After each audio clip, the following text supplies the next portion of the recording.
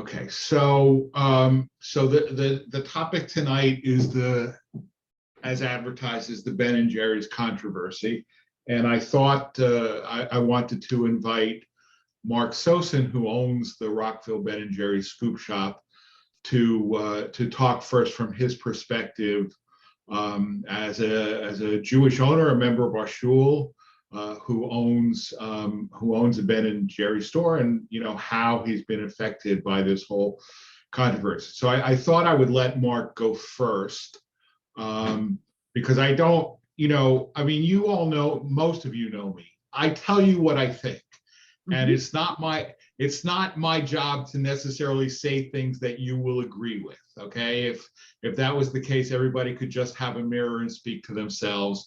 So I don't want Mark to have to answer for what I have to say, or to have to respond to what I have to say. So I thought I would let Mark have the floor first, and then I would give a little background and history and perspective. So Mark, the floor is yours. Okay, thank you, Rabbi. That's a fair perspective. First of all, Bonnie and I have been franchisees and congregants equally as long. We started becoming a member in Show in 1988, and we opened our first store in Gaithersburg in 88. So we're longtime members, and we're longtime franchisees. Ben and Jerry's, they have always been engaged in social action from the beginning, whether it be voting rights, climate justice, racial equality, LGBTQ issues. They've always been outspoken and always has a mission statement, and have always felt that I've always felt they've been on the right side of most everything. And I've rarely disagreed with any of the perspectives and issues that they've put forth. And just to give you a little perspective, in the year 2000, Unilever purchased Ben and Jerry's. And under the purchase agreement, they negotiated an independent board of directors, which is kind of unusual. And the independent board of directors pushes forth their mission statement. They use the influence for their foundation. And they make decisions on donations through a foundation that's funded through the proceeds of Ben and Jerry's. And Unilever bought into that because they bought the company for the brand loyalty.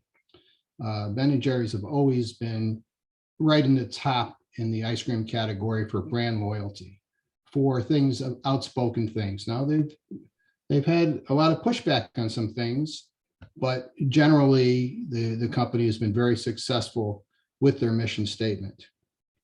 But up until now, there really hasn't been any issues with our personal business based on the mission statement and their activism. But on July 18th, they came out with this statement, and this kind of all hit us because usually you get an inkling of what's coming. But on July 18th, they came out with this statement, and the statement read as follows. We're a values-led company with a long history of advocating for human rights, economic and social justice. We believe it's inconsistent with our values for our product to be present within an internationally recognized illegal occupation. So what they're referring to is the United Nations came out and said that the occupation of the West Bank is an illegal occupation. And so the way this came about, and the backstory was that Ben & Jerry's has a licensee in Israel, and his name is Avi Singer. I know who he is. He comes to the franchise meetings, and he actually produces and distributes ice cream in all of Israel. And over the years, Ben & Jerry's has been pressuring him to stop selling in the West Bank.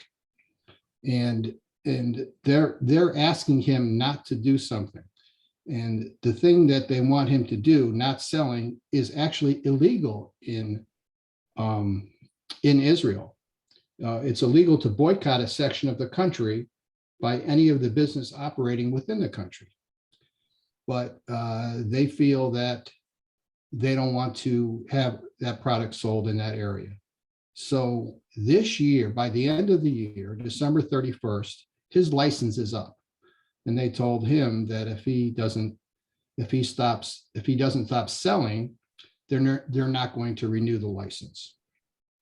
Which doesn't mean they're going to pull out of Israel completely, because Unilever still operates within Israel.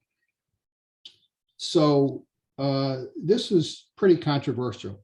And how it's kind of hit me in my business is I was actually kind of shocked that there was no discussion about it before it happened. It just, a statement came out and that was it. And this came out on July 18th. And that particular week in July, I had a catering business set up. I have a catering business, but I had a catering job set up in a conservative synagogue in Fairfax, Virginia. Half of my business, our business, is catering and vending. And I got a phone call from my contact at the synagogue saying that we really don't want you to come on Friday. We don't want Ben and Jerry's represented in our synagogue. And further to that, we've told all of our congregants to stop buying Ben and Jerry's ice cream. And there's no room for discussion. Thank you, goodbye. So kind of shocked, because I got the news about Ben and Jerry's move. I got this, and then I wondered what else would happen.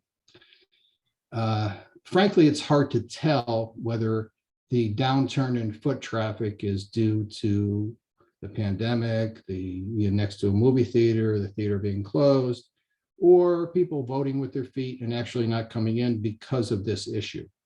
So from the store perspective, it's hard to determine whether it's actually affected our business. The decision has affected our business. But that wasn't the only catering and vending mishap or decision that was made. Just this past Sunday, I was vending at it was the 100th anniversary for the Rockville Volunteer Fire Department, and it was a big event that they had at Montgomery College. And I had, it was a beautiful day, I had quite a line, and I was operating by myself and doing well. And I was waiting on somebody, and the person behind them, it was a family. The dad and the two sons had yarmulkes on, and the wife was on her phone, and I kind of can hear the speaker. She had the speaker on, and she was talking to somebody and saying to them, yeah, we're in line at the Ben and Jerry's. It's fun. The kids are having a great time. And then I can actually hear the other person saying, Ben and Jerry's, you ought to get out of that line. Now, what do you mean? Well, they boycott, divest, and sanction. And, and so they kind of disappeared. So I was kind of shocked at that, because I didn't have a chance to talk and explain anything. But it's definitely hurt the business from that standpoint. And I feel they've kind of overstepped quite a bit. Now, the pushback that they've had, basically because it's owned by Unilever, a lot of the states have in their charter that if any company is involved in BDS, boycott, divest, and sanction, then they've sold their shares in Unilever stock that have been sitting in their pension funds. So from that standpoint, Unilever has taken quite a hit on their stock price based on the sale of those funds. And this actually all came about from the board of directors who made this decision. The other controversies that have been involved was that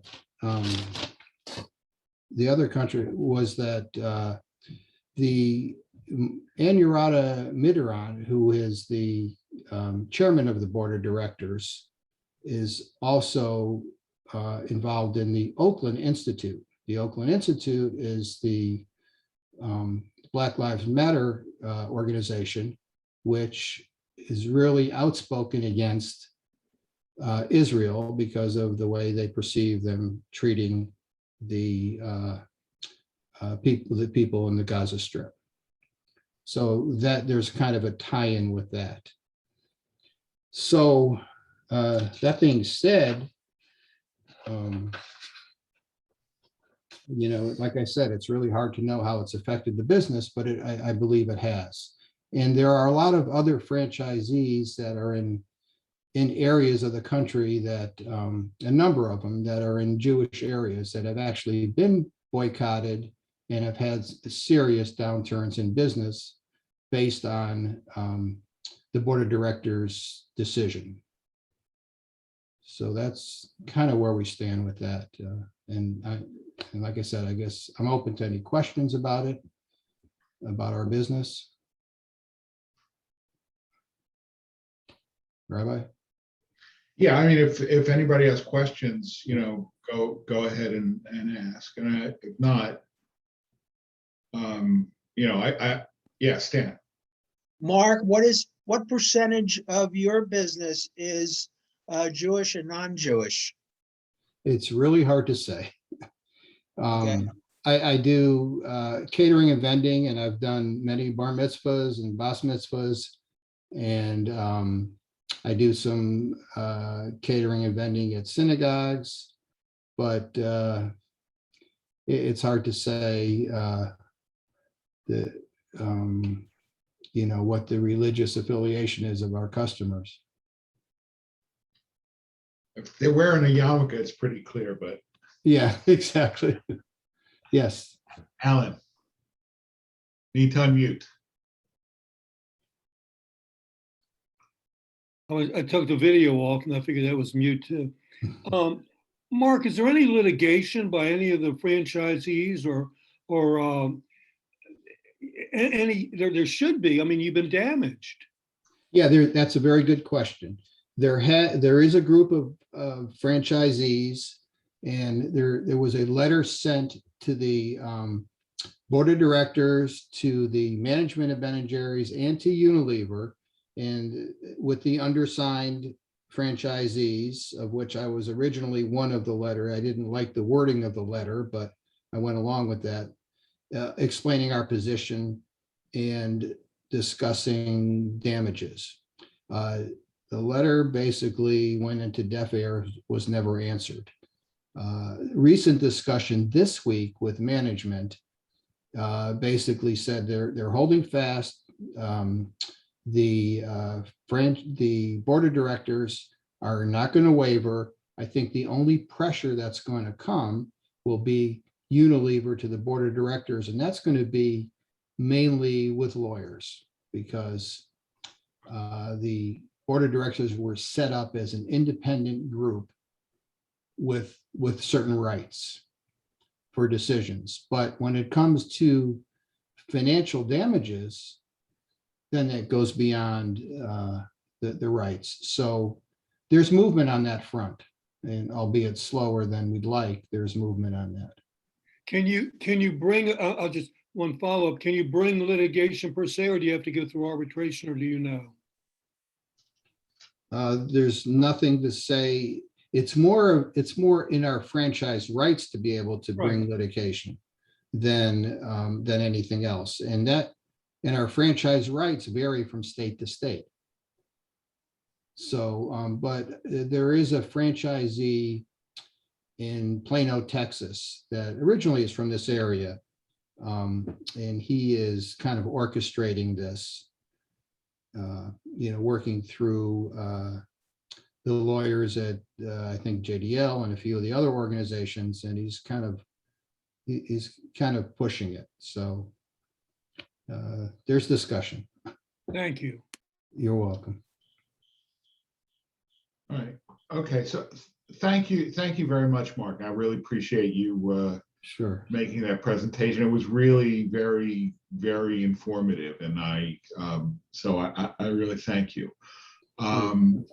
So, I want to segue a little bit into some of the history and background, because Ben and Jerry's has been in Israel a long time. And I think it was one of the first non-US countries where they really had a franchise, because Ben and Jerry are Jewish. I mean, they're certainly not like frum, but they don't hide their Jew. You can't be Ben Cohen and Jerry Greenfield, and hide your Jewishness. And even in the wake of all of this, they say we strongly support Israel. We strongly support Israel. We do not support Israel's actions in the West Bank, but we strongly support Israel. But I remember being in Israel in 1990 and going to into a Ben and Jerry shop on King George in Jerusalem, surprised to find a Ben and Jerry shop, and then going in there and finding that the flavors that they had were different than the flavors that they sell in the States. For example, there was an ice cream that has Pesach Zman candy bars in it. Pesach Zman is, in my opinion, the greatest candy bar in the history of the universe. A very, very popular candy bar in Israel. And, they had a Pesach Zman flavored ice cream. More recently, they've been producing in Israel a kosher for Passover haroset flavored. Okay, so this is worth knowing. I mean, I think whether you agree or disagree with this particular decision, I mean, they have a really long history in Israel. The irony, also, I mean, there's also I read something, and I don't know whether Mark has heard. I mean, he did hear it from me. I don't know if he'd heard it from anybody else, but one of the things that I have, so Unilever operates in Israel, right? Unilever operates in Israel. Unilever owns Strauss, which is the biggest dairy company in Israel. They, most of the ice cream sold in Israel that's not Ben and Jerry's is Strauss ice cream, which is also made by Unilever. They also own Elite, okay? Elite. So if you bought Elite instant coffee or Elite chocolate, that's a Unilever product, okay? So which means that if somebody tells you to boycott not only Ben and Jerry's, but Unilever, right, you're going to wind up boycotting, the biggest food conglomerate in Israel, okay? But the difference is, so Strauss ice cream, Unilever makes and sells, right? Ben and Jerry's in Israel, they only collect a franchise percentage, right? So one of the things that I heard from some people, I don't know if it's true and I don't know how you could prove it, is that they purposely did this as an excuse to pull the franchise and make more money operating Ben and Jerry's in Israel themselves rather than as a franchise, right? Because they've said we intend to continue operating in Israel proper, within what's called the Green Line, but not over the Green Line. Now, as Mark pointed out, that is actually technically illegal, right? So whether they'll actually be able to do that or not remains to be seen. But they say that that's what they intend to do, and that I suppose they could then turn around and say, well, we wanted to continue operating in Israel. Israel wouldn't let us, But but it's also interesting. I mean, McDonald's operates in Israel proper, inside the Green Line, but not in the territories over the Green Line. Okay. Now, and there's a reason for that. The guy who owns the McDonald's franchise in Israel is a fellow by the name of Omri Padan. and Omri Padan was one of the founders of the Peace Now movement. So, you know, I mean, the Peace Now movement endorses, which is an Israeli movement, they endorse boycotting the West Bank. So, you know, it is and you can agree or disagree, obviously, but it is his personal belief that he doesn't want to operate in the West Bank, and he doesn't, and nobody said boo. And I have yet to hear, you know, any Jewish organization saying boycott McDonald's because they operate in Israel, but not in. Now, that could be because they're not kosher, and, you know, I mean, I don't think you should boycott them, but I don't think you should eat there either. So, you know, so it's a dilemma. Rabbi, he actually, when it comes to McDonald's, he's not operating there without any fanfare and without any discussion or publicity. And when that's also true. And when it was discussed with the board of directors, why so much publicity, why putting out there in statements and all this social media, and their response was, you know, we want to lead by example, and we want others to do the same thing. So that's part of their activism. And, you know, and if it was really in their heart not to operate in the West Bank, you know, as their goal, then they should have just not pushed the issue with so much fanfare. That's a fair point. That's definitely a fair point.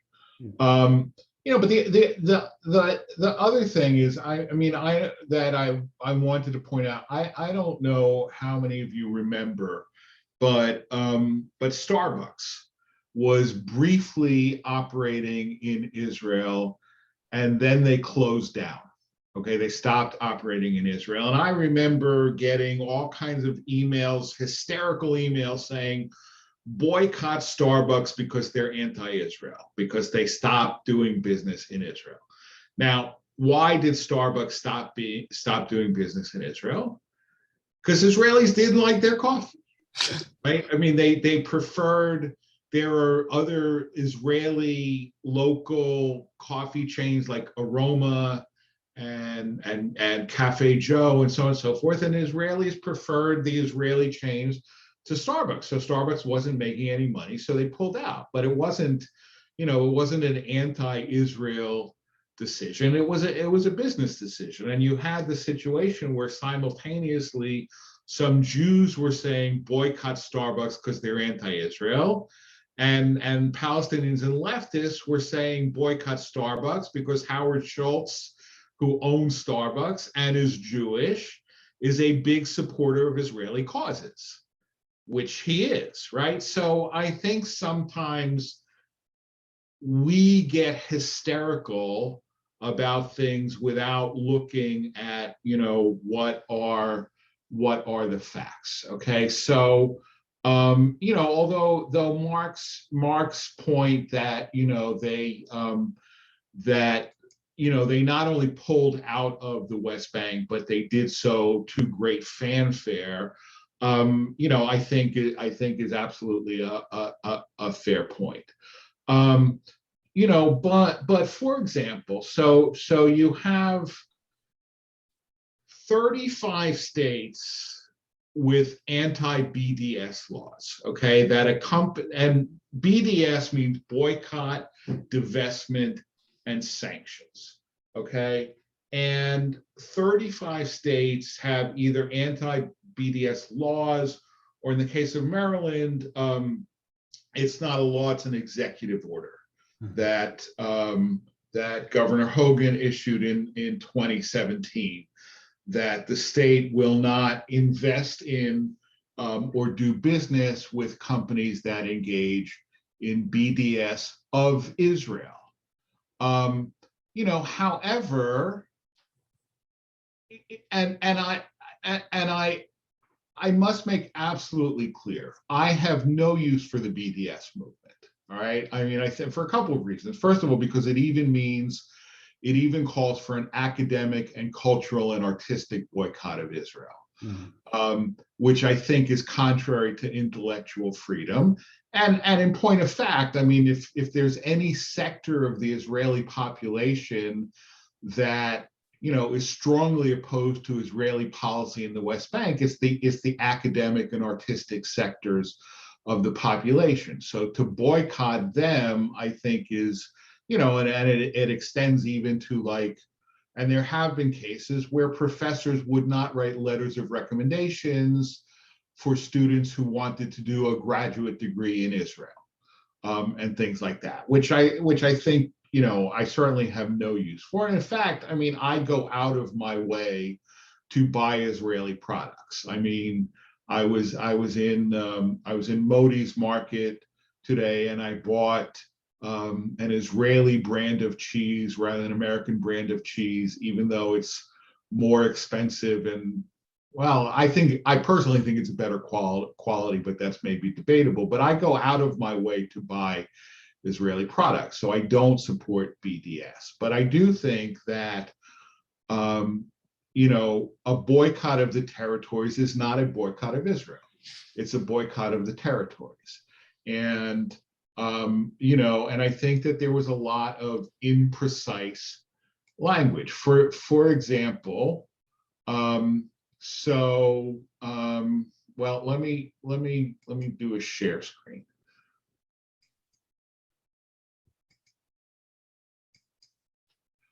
All right, this is a letter sent by the Baltimore Jewish Council and the JCRC to Governor Hogan in late July. Okay.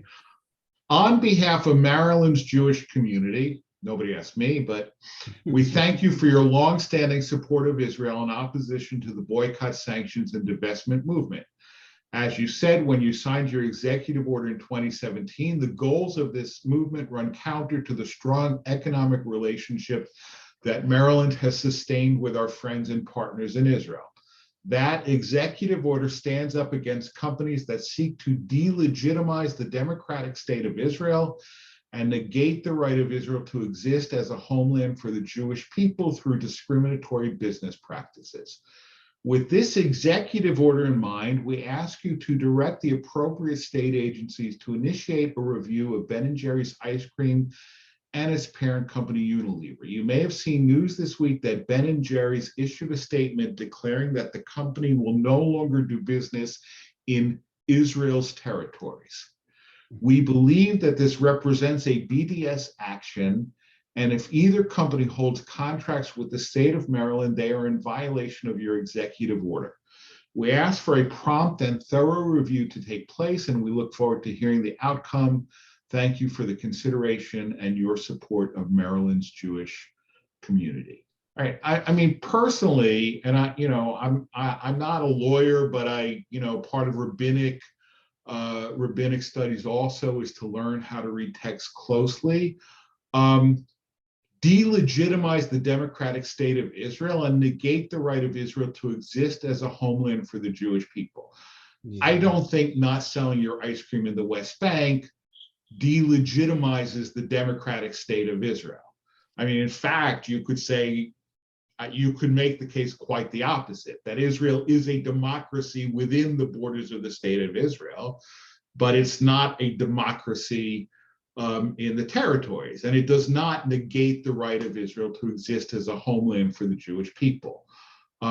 It just doesn't. I mean, I'm sorry. It just, again, whether you support or oppose Ben & Jerry's actions, I mean, describe it accurately, right? And then it says Israel's territories. Okay, well, the fact of the matter is that, these are disputed territories. I also happen to disagree with the Ben & Jerry statement that it's an illegal occupation. I don't think it's an illegal occupation, right? The territory was conquered in war, which was a war of defense. And either Mike or Alan could probably tell you more about this than me, but there are laws of occupation, and occupation is a legal status. Now, having said that, Israel by building settlements in the territories. Building of settlements is arguably an illegal action under international law. But the fact of the existence of the occupation itself is not, to my knowledge, illegal under international law. Well, the UN actually said that that's what Ben and Jerry's points to, is the UN charter saying that that is an occupied territory. And that's It illegal. is an occupied territory. Oh, illegal. It is an occupied territory. The question is whether it's an illegally occupied territory. But the fact of the matter is that Israel, there's a difference between East Jerusalem and the West Bank. Israel has annexed East Jerusalem, right? As far as Israel is concerned, East Jerusalem, even though it's over the Green Line, is part of the state of Israel. Okay, and the Palestinian residents of East Jerusalem are eligible for Israeli citizenship, right? Most of them have chosen not to accept it, but they can if they want to. And they vote in municipal elections, even if they're not Israeli citizens, right? Palestinian residents of East Jerusalem vote for the city government that represents them. Or again, they at least have the right to, even if they choose not to become Israeli citizens. Whereas in the West Bank, it's not part, it is not part of the territory of the state of Israel, even according to the state of Israel. They have not annexed that land, okay? And it is under military government. The residents there, the Palestinian residents, are not eligible for Israeli citizenship. They theoretically vote for the Palestinian Authority, which has very, very limited powers, actually. And of course, I think Abbas is now the head of the Palestinian Authority, is in the 15th year of his 4-year term, so they haven't held elections, but that's, to my mind, not Israel's fault, right? But it's a different thing. And I will say this, that a little over a year ago, it really looked like Netanyahu was going to annex at least large chunks of the West Bank, right? It was a run-up to an election campaign, and so on and so forth. And I remember, there were all kinds of webinars, what do we do if Israel annexes the West Bank, right? Because knowing that it would alienate many American Jews, and especially young American Jews, right? And how do we, as leaders of the Jewish community, explain Israel's annexation, try to maintain support for Israel despite annexation, so on and so forth, okay? And then the Abraham Accords came about, and I, God help me, but I give full credit here to Jared Kushner, right? Not necessarily for the accords themselves, but the Gulf states and then Morocco that normalized relations with Israel. They said there's got to be a quid pro quo, okay? And the quid pro quo is that Israel has to promise not to annex the West Bank, okay? And Kushner was the one who convinced Israel to accept it, okay? So annexation all of a sudden was off the table, and that was just about a year ago this week, okay? So annexation was off the table, but the flip side of annexation being off the table is that it's not part of the state of Israel. It's under Israeli control, but it's not part of the state of Israel. And now that you have, God bless it.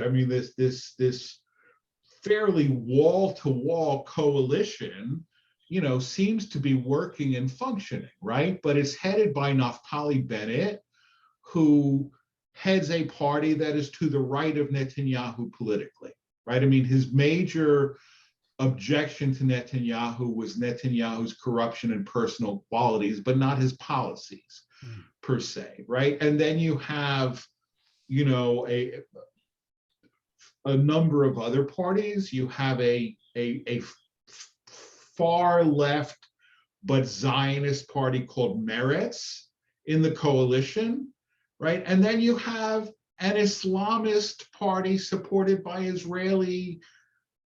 Arab citizens of Israel in the party, right? So you have, you know, you have a very broad, and so, you know, so Prime Minister Bennett said, you know, two things will not happen as long as we are in power, okay? We will not annex the West Bank, and we will also not allow the establishment of a Palestinian state in the West Bank. All right, so it's basically freezing the status quo, although at the same time, Bennett and Lapid, the foreign minister, talk about shrinking the conflict. In other words, you know, refraining from taking actions that would be provocative and trying to improve, you know, on the ground living conditions for Palestinians in the territories, while neither annexing nor giving them citizenship, right? Because this is the problem. I mean, you know, and I remember Dennis Ross saying this almost 30 years ago, okay, when the Oslo agreements were signed, right? And Dennis Ross, you know, who ran the peace process for, I mean, that at that point it was the first Bush administration, gave a talk to the Board of Rabbis, and somebody asked him, you know, why did Rabin do this? I mean, right, for decades, everybody swore we would never deal with Arafat, we would never recognize the PLO, and now he's dealing with Arafat and recognizing the PLO. And Dennis Ross said, it's because the support of Israel among the American public is because there's a perception of shared values, right? That the Israelis are kind of like us. They're a democracy, they like basketball, you know, most of them speak pretty good English, et cetera, et cetera. And as that perception of shared values dissipates, there will be less support for Israel among the American public. Okay, and that therefore he desperately wanted to resolve the Israeli-Palestinian conflict in a way that still maintained Israel's security needs.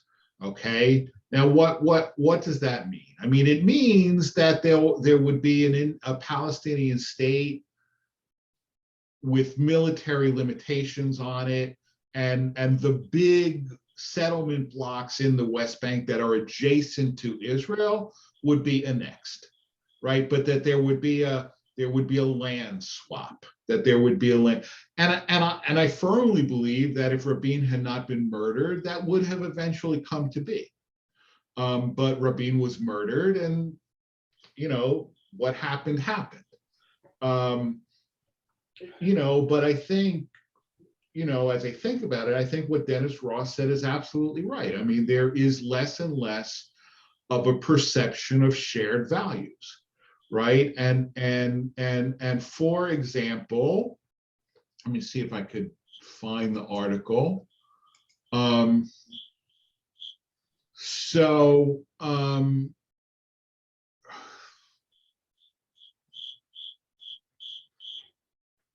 Okay.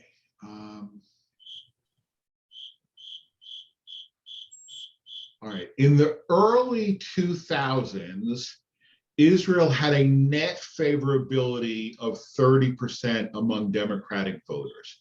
Okay, and net favorability means, right, that there are 30 percentage points more people have a favorable view than an unfavorable view. So I mean, I'm terrible at math, but you know, if 60% are pro support Israel and 30% support the Palestinians and 10% don't know, that's a 30% net favorability, right? So in the early 2000s, there was a 30% net favorability, 31% net favorability among Democrats and voters who lean Democratic. Today, that net favorability is only 3%.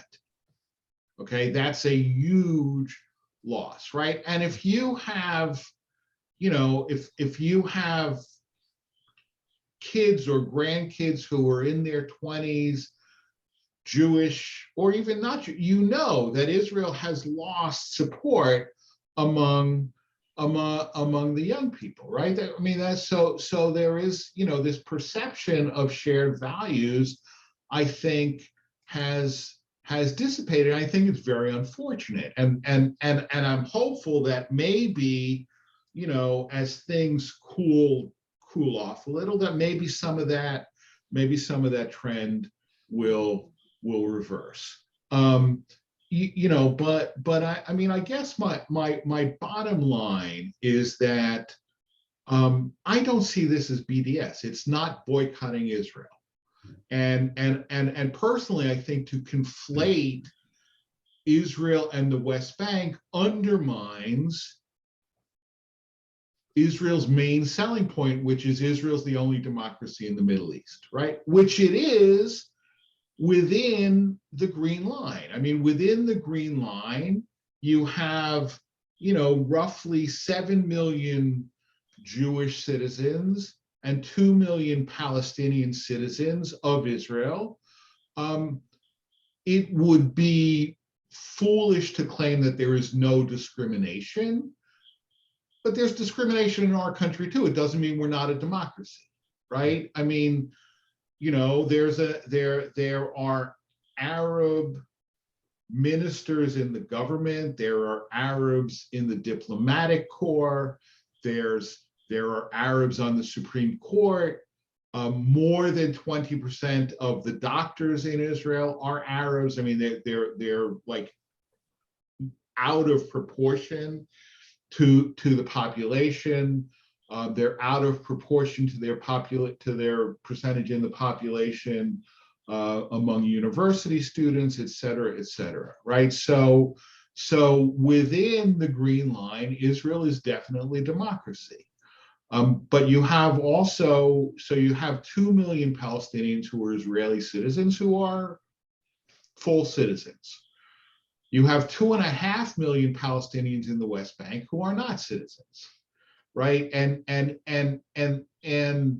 the problem, I mean, look, there is a lot of discussion, you know, within Palestinian society and within, you know, progressive Jewish circles. Maybe the two-state solution is dead, right? And if the two-state solution is dead, then it's not a battle for two-state solution anymore. It's a battle for equal rights within one state. Okay, and it's hard to argue against that. I mean, that's what American values are. I mean, America, do we think that, you know, there should be millions of people in this country who don't have a vote and who will, you know, but if you were to annex the territories, right, if you annex the territories and don't give the citizens, the residents there, a vote and citizenship, you're not a democracy. Right? If you annex the territories and do give them citizenship, now you have 7 million Jewish citizens, 4.5 million Arab citizens. The Arab birth rate is much larger than the Jewish birth rate. By 2040, 2050, it'll be 50-50, right? And then Israel has sort of voluntarily abolished itself as a Jewish state. So it's a dilemma, which is why, despite everything, most American Jewish organizations still, at least on paper, support the two-state solution, right? So I wrote a letter, an email to the JCRC after reading this letter that they sent, and I said, you know, is it the JCRC's position that the West Bank is part of Israel? And they said, well, you know what? It was poorly worded. We really should have said disputed territories or West Bank instead of saying Israel's territories.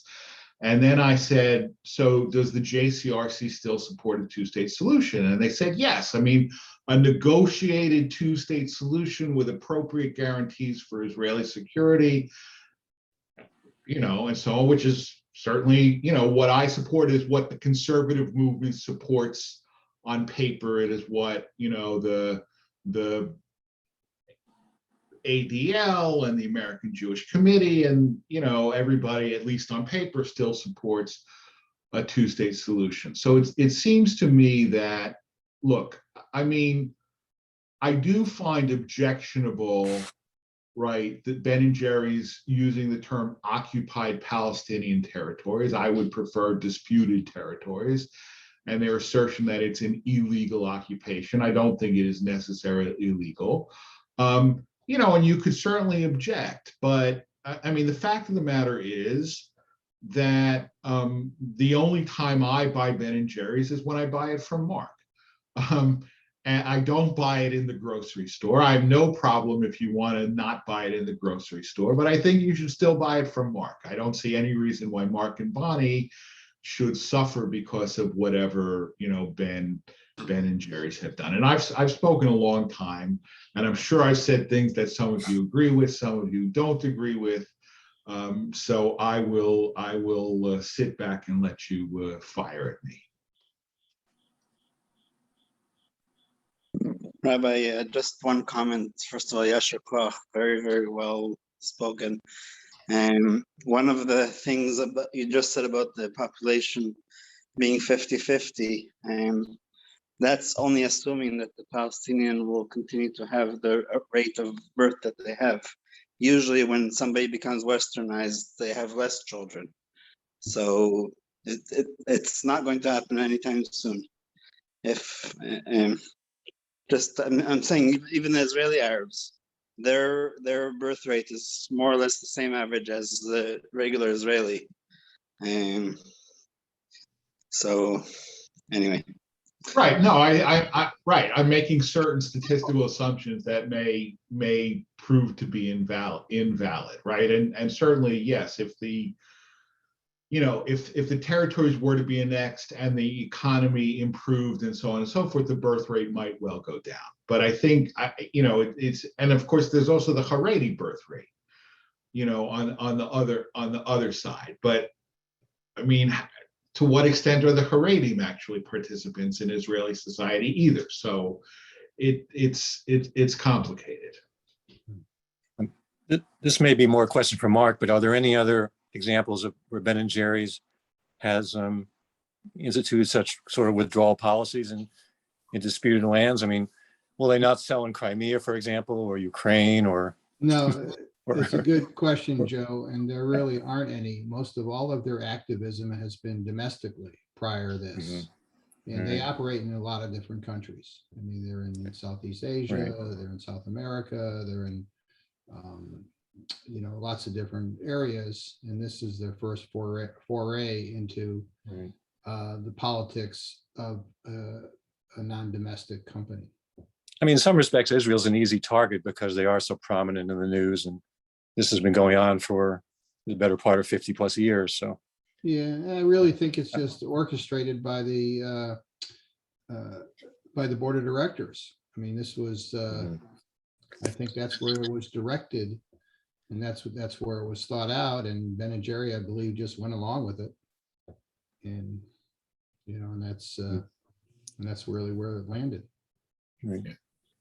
Mike.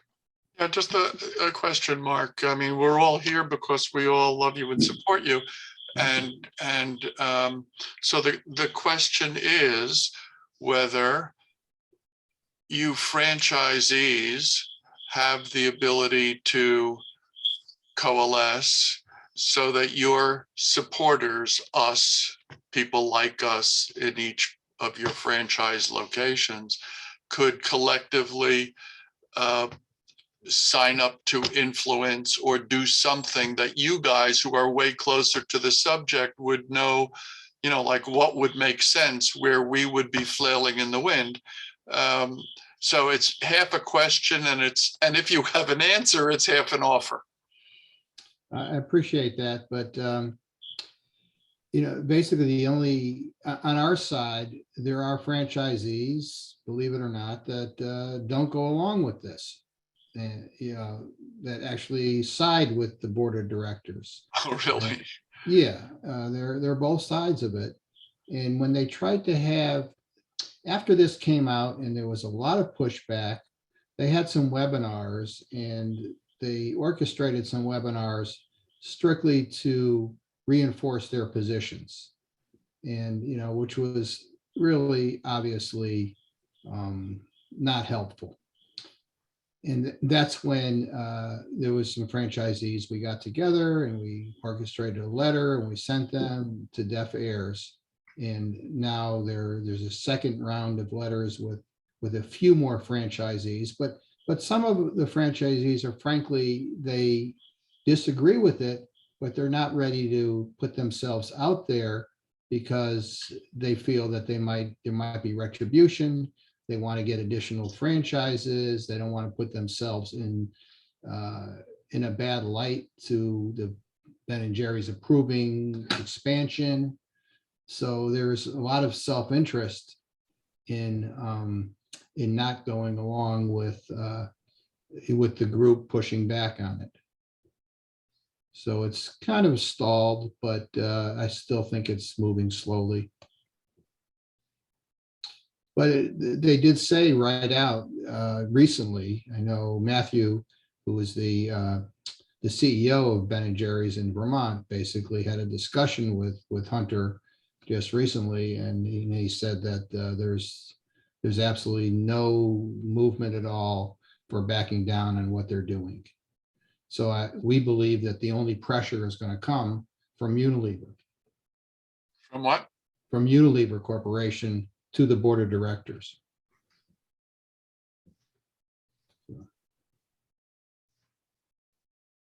Anybody else?